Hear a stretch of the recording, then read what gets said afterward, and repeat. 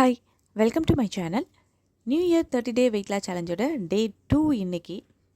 டே 1 அன்னைக்கு உங்களுக்கு விருப்பமான உணவுகள்லாம் நல்லா சாப்பிட்ருப்பீங்கன்னு நினைக்கிறேன். திருப்தியாக சாப்பிட்டீங்களா?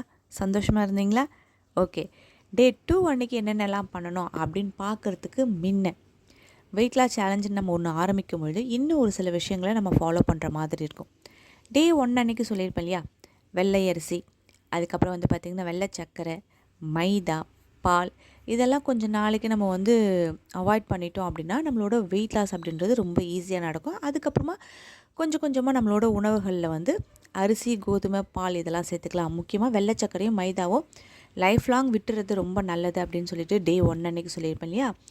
இன்றைக்கி பார்த்திங்கன்னா ஒரு வெயிட் லாஸ் பண்ணும்பொழுது எது மாதிரி பழங்கள் எடுத்துக்கலாம், எது மாதிரி பழங்கள் எடுத்துக்காமல் இருந்தால் நம்மளோட வெயிட் லாஸ் ரொம்ப நல்லா நடக்கும் அப்படின்றத தான் பார்க்க போகிறோம். நான் ஏற்கனவே சொல்லியிருந்தேன், தண்ணியில் மட்டும்தான் 0 கேலரி. மற்றபடி நம்ம சாப்பிடக்கூடிய எல்லா பொருட்கள்லையுமே கேலரிஸ் அப்படின்றது கண்டிப்பாக இருக்கும். கேலரி கம்மியாக இருக்கக்கூடிய உணவுப் பொருட்களை நம்ம எடுத்துக்கிட்டு வெயிட் லாஸ் பண்ணணும் தான் நம்மளோட வெயிட் லாஸ் அப்படின்றது ரொம்ப ஈஸியாக நடக்கும். சரிங்களா? அதே மாதிரி பழங்களில் சுகர் கண்டென்ட் அதிகமாக இருக்கக்கூடிய பழங்களை கொஞ்சம் தவிர்க்கிறது நல்லது. முக்கியமாக சதைப்பகுதி அதிகமாக இருக்கக்கூடிய சுகர் கண்டென்ட் அதிகமாக இருக்கக்கூடிய பழங்களை கொஞ்சம் கம்மி பண்ணிக்கிறது நல்லது. முதல்ல எது மாதிரி பழங்களை முதல்ல எடுத்துக்க வேண்டாம் அப்படின்றத பார்ப்போம். ஃபஸ்ட்டு வாழைப்பழம். ஏன்னா வருஷம் 365 நாளும் கிடைக்கக்கூடிய பழங்களில் ஒன்று பார்த்திங்கன்னா வாழைப்பழம். இந்த வாழைப்பழங்களில் நிறைய வெரைட்டிஸ் இருக்குது. அதில் ஒரு குறிப்பிட்ட வெரைட்டிஸ் மட்டும் நம்ம வெயிட் லாஸ் சேலஞ்சில் எடுத்துக்காமல் இருக்கிறது ரொம்ப நல்லது. அது என்ன அப்படின்னு பார்த்தீங்கன்னா, வாழைப்பழத்தில் செவ்வாழை, நேந்திரம், ரஸ்தாளி, இந்த 3 பழங்களும் பார்த்திங்கன்னா நல்லா வெயிட் கெயின் பண்ணக்கூடிய பழங்கள். ஆனால் ரொம்ப சத்தான பழங்கள், ஆனால் வெயிட் கெயின் ஆகும். ஓகேங்களா? அதனால் அந்த 3 வெரைட்டிஸான பழத்தையும் நம்ம தவிர்க்கிறது ரொம்ப நல்லது. அதே மாதிரி இந்த பெங்களூர் வாழை அப்படின்னு சொல்லிட்டு நீளமாக வரும் பார்த்திங்களா, அந்த வாழைப்பழத்தையும் தவிர்க்கிறது நல்லது. மற்றபடி மலை வாழை, ஏலச்சு, பச்சை வாழை, மற்ற வெரைட்டிஸ் வாழைகள்லாம் நம்ம தாராளமாக எடுத்துக்கலாம். சரிங்களா? முக்கியமாக வாழைப்பழங்கள் எடுக்கும் பொழுது நார்மலாக நைட்டு படுக்கிறதுக்கு முன்னாடி வாழைப்பழம் சாப்பிட்டு படுத்தா ரொம்ப நல்லது அப்படின்னு சொல்லுவாங்க. ஆனால் ஒரு வெயிட் லாஸ் பண்ணும் பொழுது வாழைப்பழத்தை காலையில் மதியானம் எடுத்துக்கிறது நல்லது. ஆனால் நைட் எடுத்துக்கக்கூடாது. சரிங்களா? அந்த ஒரு விஷயத்தை ஞாபகத்தில் வச்சுக்கோங்க. அதுக்கப்புறம் பார்த்திங்கன்னா ஒரு நாளைக்கு ஒரு ஆப்பிள் சாப்பிட்டா நம்ம ஹாஸ்பிட்டலுக்கே போக வேண்டாம்னு சொல்லுவாங்க. நீங்கள் ஆப்பிள் எடுத்துக்கக்கூடாதுன்னு சொல்கிறீங்களே அப்படின்னு நீங்கள் கேட்கலாம்.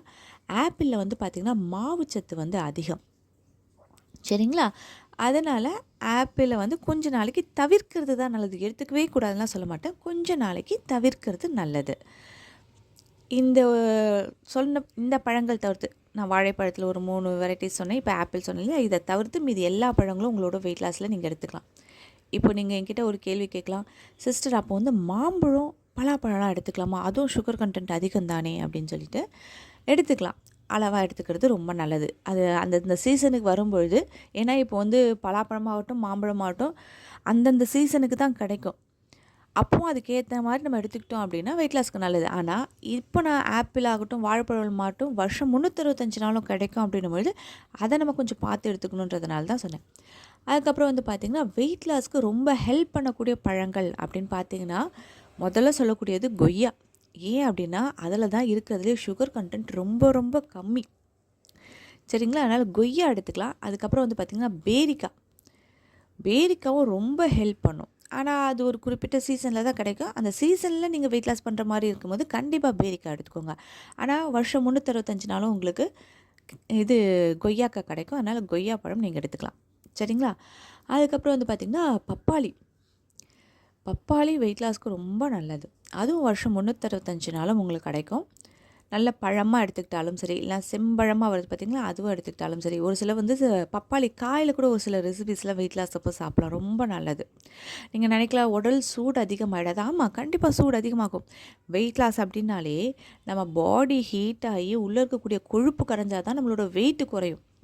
அதனால் பப்பாளி எடுத்துக்கிறது ரொம்ப ரொம்ப நல்லது. சரிங்களா? அதுக்கப்புறம் பார்த்திங்கன்னா நீர் பழங்கள். இந்த நீர் பழங்கள் அப்படின்னு பார்த்திங்கன்னா ஃபஸ்ட்டு நமக்கு ஞாபகம் வர்றது வந்து தர்பூசணி. ஆனால் இப்போ தர்பூசணி வந்து பார்த்திங்கன்னா வருஷம் 365 நாளும் நமக்கு கிடைக்குது. முன்னெல்லாம் வந்து பார்த்திங்கன்னா வெயில் சீசனில் மட்டும்தான் கிடச்சிது. ஆனால் இப்போ நமக்கு தர்பூசணி வருஷம் 365 நாளும் கிடைக்குது. தர்பூசணி வந்து பார்த்திங்கன்னா வாழை மரம் மாதிரி சொல்லலாம். இப்போ வந்து வாழை மரத்தில் வந்து பார்த்திங்கன்னா இலை, தண்டு, காய், பூ எப்படி எடுத்துக்கிறோமோ அதே மாதிரி தர்பூசணி அந்த பழம் இருக்குது பார்த்திங்களா, அதோட தோல், அதுக்குள்ளே இருக்கக்கூடிய பழம், அதுக்கு நடுவில் இருக்கக்கூடிய அந்த வெள்ளை கலரில் இருக்கக்கூடிய சதை, இது எல்லாமே நம்மளோட உணவு முறையில் எடுத்துக்கலாம். எதையுமே வேஸ்ட் பண்ண வேண்டியதில்லை. இப்போ தர்பூசணி விதை அதுவும் நமக்கு வந்து வெயிட் லாஸ்க்கு ரொம்ப நல்லது. தர்பூசணி பழம் நல்லது. அதே மாதிரி பழத்துக்கும் தோலுக்கும் நடுவில் வரக்கூடிய அந்த லைட் க்ரீன் கலரில் இருக்கக்கூடிய அந்த சதைப்பகுதி அதுவும் ரொம்ப ரொம்ப நல்லது. எதையுமே வேஸ்ட் பண்ண வேண்டாம். பழமாக நீங்கள் எடுத்துக்கும் போது தர்பூசணி கட் பண்ணி சாப்பிடுறது, கொட்டைங்களுக்கு போடாதீங்க. கொட்டைங்க ரொம்ப நல்லது. நீங்கள் ஜூஸ் அடித்து கொடுக்குறதா இருந்தாலும் கொட்டையோடு அடித்து நல்லா வடிகட்டி குடிக்கலாம். சரிங்களா? அதனால் தர்பூசணி ரொம்ப ரொம்ப நல்லது வெயிட் லாஸ் அப்போ. ஓகேங்களா? அதுக்கப்புறம் வந்து பார்த்திங்கன்னா புளிப்பு பழங்கள் ரொம்ப நல்லது. புளிப்பு பழங்கள்னால் என்ன அப்படின்னு பார்த்தீங்கன்னா எலுமிச்சை, அப்புறம் வந்து ஆரஞ்சு, சாத்துக்குடி, அதுக்கப்புறம் வந்து பார்த்திங்கன்னா ஸ்ட்ராபெரி, அப்புறம் கிவி, அப்புறமா வந்து பார்த்திங்கன்னா இன்னும் என்னென்ன பழங்கள், அதுக்கப்புறம் வந்து பார்த்திங்கன்னா அன்னாச்சி. இதெல்லாம் வந்து பார்த்திங்கன்னா புளிப்பு பழங்கள். இது வந்து வெயிட் லாஸுக்கு ரொம்ப நல்லது. புளிப்பு வந்து நம்ம எடுத்துக்கிறோம் அப்படின்னும்போது நம்ம பசியை ஈஸியாக கண்ட்ரோல் பண்ணும். ஒரு சிலருக்கு வந்து இது சாப்பிட்டா நம்ம பசி அதிகமாக எடுக்கும்னா சிட்ரிக் அதிகமாக இருக்கும். அது வந்து நம்ம உள்ளே இருக்கக்கூடிய கொழுப்புகளை கரைக்கிறதுக்கு ரொம்ப உபயோகமாக இருக்கும். அதனால் இந்த பழங்கள்லாம் நீங்கள் தாராளமாக எடுத்துக்கலாம். சரிங்களா? அதுக்கப்புறம் இன்னொரு முக்கியமான பழத்தை பற்றி சொல்லணும். என்ன அப்படின்னு பார்த்தீங்கன்னா மாதுளப்பழம். மாதுளப்பழம் வெயிட் லாஸ்க்கு ரொம்ப ரொம்ப ஹெல்ப் பண்ணும். அதாவது நீங்கள் ஒரு உணவாக எடுத்துக்கிறதாக இருந்தாலும் சரி, அதாவது மென்று சாப்பிட்ற மாதிரியாக இருந்தாலும் சரி, ஒரு ஜூஸ் அடித்து குடிக்கிறதாக இருந்தாலும் மாதுளப்பழம் உங்களுக்கு வந்து ரொம்ப ஹெல்ப் பண்ணும். சரிங்களா? அதனால் மாதுளப்பழம் மிஸ் பண்ணிடாதீங்க. மாதுளப்பழம் எடுத்துக்கிறது நல்லது. மற்றபடி அந்தந்த சீசனுக்கு கிடைக்கக்கூடிய பழங்கள் அப்படின்னு பார்க்கும்பொழுது வெள்ளாம்பழம் அதுவும் வெயிட் லாஸ்க்கு ரொம்ப நல்லது. நாவல் பழம் நல்லது. இதெல்லாம் சீசனுக்கு கிடைக்கக்கூடிய பழங்கள். அந்தந்த சீசனில் நீங்கள் வெயிட் லாஸ் பண்ணுறீங்க அப்படின்னும்போது இந்த பழங்கள்லாம் நீங்கள் தாராளமாக எடுத்துக்கலாம்.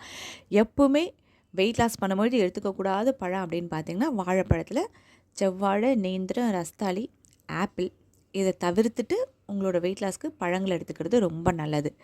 கம்பல்சரி பழம் எடுத்துக்கணுமா அப்படின்னு கேட்டிங்கன்னா கண்டிப்பாக எடுத்துக்கணும். ஏன்னா நம்ம வெயிட் லாஸ் பண்ணும்போது எடுத்துக்கக்கூடிய உணவுகளால் நம்ம பாடி கண்டிப்பாக கொஞ்சம் ஹீட் ஆகும். அது வந்து ஒரு சிலருக்கு செட் ஆகும், ஒரு சிலருக்கு செட் ஆகாது. அதனால தான் கைட் பண்ணுறதுக்கு ஒருத்தரோட சேர்ந்து நீங்கள் பண்ணிங்க அப்படின்னா உங்கள் வெயிட் லாஸ்க்கு ஏற்ற மாதிரி அந்தந்த சைட் எஃபெக்ட் வரும்போது அதுக்கான உணவுப் பொருட்கள் மாற்றி எடுத்துக்கிறதுக்கு ரொம்ப ஈஸியாக இருக்கும். சரிங்களா? உடல் எடை குறைக்கும் பொழுது நம்மளோட பாடி ஹீட்டு ரொம்ப அதிகமாகாமல் கண்ட்ரோல் பண்ணுறதுக்கு கண்டிப்பாக பழம் எடுத்துக்கிறது ரொம்ப ரொம்ப நல்லது. ஓகேங்களா? இப்போ நம்ம பார்க்க போகிறது டே 2 அன்னைக்கு நம்ம என்னென்ன உணவுகளை எடுத்துக்கணும் அப்படின்றத பார்க்க போகிறோம். டே 1 அன்னைக்கு நமக்கு விருப்பமான உணவுகளை நம்ம எடுத்துக்கிட்டோம். நான் ஏற்கனவே சொல்லியிருக்கேன், இப்போ தான் நான் வெயிட் லாஸ் பண்ண போகிறேன் அப்படின்னு ஸ்டார்ட் பண்ணுறவங்க இந்த சேலஞ்ச் எடுத்துக்கிறது ரொம்ப நல்லாயிருக்கும் அப்படின்னு சொல்கிறேன் இல்லையா? அப்போது ஃபஸ்ட்டு டே நம்ம நல்ல உணவுகள் சாப்பிட்டுட்டோம். செகண்ட் டே ஸ்டார்ட் பண்ணும்பொழுது நம்ம வயிறை க்ளீன் பண்ணிவிட்டு நம்மளோட வெயிட் லாஸ் சேலஞ்சை ஆரம்பிக்கிறது ரொம்ப நல்லது. வயிறு க்ளீன் பண்ணுறதுனா என்ன அப்படின்னு பார்த்திங்கன்னா நிறைய பேர் வந்து பார்த்திங்கன்னா ஒரு ரொட்டீனான வழக்கமாகவே வச்சுருப்பாங்க. ஒரு 6 மாதத்துக்கு ஒரு வாட்டி வயிறு க்ளீன் பண்ணக்கூடிய ப்ராசஸ். அது நம்ம வயிற்றில் அடைச்சிருக்கக்கூடிய கழிவுகளை வெளியே கொண்டு வந்துட்டால் ரொம்ப ஈஸியாக இருக்கும். கழிவுகள் கொண்டு வராமல் நம்ம ஒரு வெயிட் லாஸ் சேலஞ்சுக்கு தேவையான உணவுகள் எடுத்துக்கும்போது ஆல்ரெடி நம்ம உடம்புல அடை மாதிரி அடைச்சிட்ருக்க கழிவுகள் அப்படியே தான் இருக்கும். அப்போ அன்னன்னைக்கு சேரக்கூடிய கொழுப்புகள் தான் வெளியே வரும். அப்போது நம்மளுக்கு வெயிட் லாஸ் அப்படின்றது அவ்வளோவா சரியாக நடக்காது. நம்ம வயிறை சுத்தம் பண்ணிட்டோம் அப்படின்னா வெயிட் லாஸ் அப்படின்றது ரொம்ப ஈஸியாக நடக்கும். இந்த வயிறை சுத்தம் பண்ணக்கூடிய ப்ராசஸ் அப்படின்றது வந்து பார்த்திங்கன்னா ஒவ்வொருத்தர் ஒவ்வொரு மாதிரி எடுத்துப்பாங்க. ஒரு சிலர் ரொம்ப ஈஸியாக இருக்கட்டும் அப்படின்னு சொல்லிட்டு மெடிக்கல் ஷாப் போயிட்டு ஒரு பேதி மாத்திரை வாங்கி போட்டு நம்ம வயிறை சுத்தம் பண்ணிடலாம் அப்படின்னு நினைப்பாங்க. அது ஒரு சிலருக்கு வந்து சைடு எஃபெக்ட் ஏற்படும். ஓகேங்களா? அதனால் எனக்கு தெரிஞ்ச ஒரு சில விஷயங்களை சொல்கிறேன். உங்களுக்கு எது ரொம்ப ஈஸியாக இருக்கோ அதை நீங்கள் ஃபாலோ பண்ணிக்கலாம். முதல் விஷயம் என்ன அப்படின்னு பார்த்தீங்கன்னா, இது கொஞ்சம் கஷ்டம்தான், இருந்தாலும் யாராக ட்ரை பண்ணணும்னு நினைக்கிறீங்களோ பண்ணலாம். 1 லிட்டர் தண்ணி, அந்த 1 லிட்டர் தண்ணியில் நல்லா ஒரு கைப்பிடி இருக்க மாதிரி உப்பு சேர்த்துக்கோங்க. ஒரு எலுமிச்சை பழத்தை பிழிஞ்சிடுங்க. கொஞ்சமாக அந்த தண்ணி வந்து சூடு பண்ணி வெதன்னு இருக்க மாதிரி இருக்கும் பொழுது அதை வந்து நீங்கள் கொஞ்சம் கொஞ்சமாக நீங்கள் குடிச்சிங்க அப்படின்னா அந்த 1 லிட்டர் தண்ணியும் குடிக்கணும். இது வந்து என்ன ஆகும்னு பார்த்தீங்கன்னா, ஒரு சிலருக்கு பிடிக்காது, வாமிட் எடுப்பீங்க. இல்ல ஒரு சிலர் குடிச்சிட்டு அந்த வயிறு கிளீன் பண்ணக்கூடிய ப்ராசஸ் பண்ணலாம். இது கொஞ்சம் கஷ்டமா இருக்கும் ஒரு சிலருக்கு. இருந்தாலும் நான் ட்ரை பண்ணுறேன்றவங்க பண்ணலாம். ஓகேவா? 2வது வந்து பார்த்தீங்கன்னா, இந்த விளக்கெண்ணெய் சாப்பிட்றது அப்படின்னு சொல்லுவாங்க. அந்த காலத்துலலாம் அத தான் வயிறு கிளீன் பண்ணுறதுக்கு குடுப்பாங்க. நல்லா ஒரு 3 ஸ்பூன் இருக்க மாரி விளக்கெண்ணெய் சாப்பிட்டாங்க அப்படின்னா, வயித்துல இருக்க கழிவுகள் வந்து ரொம்ப ஈஸியா வரும் அப்படின்ட்டு. அதையும் நீங்க யாராவது ட்ரை பண்ணுறதா இருந்தா பண்ணலாம். ஆல்ரெடி ட்ரை பண்ணியிருக்கேன். நான் அதே ஃபாலோ பண்ணுறேன் அப்படின்றதுனால பண்ணலாம். அது உங்களோட விருப்பம் தான். நான் சஜெஸ்ட் பண்ணக்கூடிய ஒரு வயிறு கிளீன் பண்ணக்கூடிய ப்ராசஸ் அப்படின்னு பார்த்தீங்கன்னா, இது எல்லாருமே ட்ரை பண்ணலாம். இதில எந்த ஒரு சைட் எஃபெக்ட்டும் யாருக்கும் வராது. அது என்ன அப்படின்னு பார்த்தீங்கன்னா, மாதுளப்பழம் தோல் இருக்கு இல்லையா? ஒரு 2 மாதுளப்பழத்தோட தோல மின்னாள் நைட்டு ஒரு 3 டம்ளர் தண்ணியில அந்த மாதுளப்பழத் தோல ஊற வச்சுட்டு படுத்துருங்க. தட்டு போட்டு மூடிட்டு. மறுநாள் காலையில அந்த மாதுளம்பழம் தோல எடுத்துட்டு வடிகட்டிட்டு அந்த ஒரு 3 டம்ளர் தண்ணியோ இல்லை ஒரு 2 டம்ளர் தண்ணியோ நீங்கள் குடிச்சிங்க அப்படின்னா உங்கள் வயிறு ஈஸியாக வந்து க்ளீன் ஆகிடும். இன்னொரு ஒரு முக்கியமான விஷயம் என்ன அப்படின்னு பார்த்தீங்கன்னா, வயிறு க்ளீன் பண்ணக்கூடிய ப்ராசஸ் அப்படின்னும் பொழுது நம்ம எந்த ஒரு பொருளை எடுத்துக்கிட்டு நம்ம வயிறு க்ளீன் பண்ணுறோமோ நமக்கு வந்து லூஸ் மோஷன் ஆகும் அப்படின்ற தாட் தான் நம்ம எல்லாருக்குமே இருக்கும் இல்லையா? அது வந்து ஒரு சிலருக்கு நடக்காது. அது அந்த பேதி ஆக்குறது அப்படின்றது ஒரு சிலருக்கு நடக்காது. காரணம் என்னென்னா, வயிற்றில் கழிவுகள் இருந்தால் மட்டும்தான் இது மாதிரி நீங்கள் மாதுளம்பழம் தோல் தண்ணீர் குடித்தாலோ, இல்லைன்னா அந்த உப்பு கலந்த தண்ணீர் குடித்தாலோ, இல்லைன்னா விளக்கெண்ணெய் சாப்பிட்டிங்கனாலோ உங்களுக்கு வந்து அந்த லூஸ் மோஷன் ஆகிற ப்ராசஸ் வந்து நடக்கும். ஆல்ரெடி உங்கள் வயிறு க்ளீனாக இருந்துச்சு அப்படின்னா அந்த லூஸ் மோஷன் அப்படின்றது நடக்காது. ஓகேங்களா? ஏன்னா நிறைய பேர் கேட்பாங்க, சிஸ்டர் நான் வந்து மாதுளம்பழம் தோல் தண்ணி குடித்தேன், இருந்தாலும் எனக்கு வந்து வயிறு லூஸ் மோஷன் ஆன மாதிரி தெரியலிங்களே அப்படின்ட்டு. அப்போது நீங்கள் உங்கள் வயிறு வந்து சுத்தமாக இருக்குன்ற அர்த்தம். சரிங்களா? ஒரு 6 மாதத்துக்கு ஒரு முறை இது மாதிரி நீங்கள் வயிறு க்ளீன் பண்ணக்கூடிய ப்ராசஸ் வச்சுக்கிட்டிங்க அப்படின்னா ரொம்ப ஈஸி. இதை தான் வந்து டே 2 அன்றைக்கி காலையில் செய்ய வேண்டிய வேலை. இப்போ நிறைய பேர் வந்து பயப்படுங்க, சிஸ்டர் நான் வந்து ஆஃபீஸ் போகிறவ, நான் இதை வந்து சாப்பிட்டுட்டு எப்படி நான் ஆஃபீஸ் போகிறது அப்படின்ட்டு. நீங்கள் பயப்படவே தேவையில்ல. இந்த மாதுளம்பழம் தோல் தண்ணீர் குடித்தா 1 மணி நேரத்துக்குள்ளேயே உங்களுக்கு வந்து வயிறு க்ளீன் ஆகிடும். அதுக்கப்புறம் உங்களுக்கு அடிக்கடி மோஷன் வராது. சரிங்களா? ஓகே. இப்போ அடுத்து இன்றைக்கி எடுத்துக்கக்கூடிய உணவுகள் எப்படி இருக்கும் அப்படின்னு பார்த்தீங்கன்னா, வயிறு க்ளீன் பண்ணக்கூடிய ப்ராசஸ் முடிச்சதுக்கப்புறமா எடுத்துக்கக்கூடிய உணவுகள் ஹெவியாக இருக்கக்கூடாது. முன்னால் தான் நம்ம ஹெவியாக சாப்பிட்டோம். மறுநாள் வந்து ஒரு டயட் ஸ்டார்ட் பண்ண போகிறோம் அப்படின்னும்பொழுது ஃப்ரூட்ஸ்லேருந்து தான் ஆரம்பிக்க போகிறோம். இன்றைக்கி டே ஃபுல்லாகவே வந்து பார்த்திங்கன்னா ஃப்ரூட்ஸாக தான் எடுத்துக்க போகிறீங்க. அதாவது பழ ஜூஸாகவோ இல்லை பழமாவோ இல்லை ஃப்ரூட் சாலடாகவோ தான் எடுத்துக்க போகிறோம். அப்போ தான் நம்மளோட சேலஞ்ச் ஸ்டார்ட் பண்ணும்போது ரொம்ப ஈஸியாக இருக்கும், கஷ்டமே தெரியாது. சரிங்களா?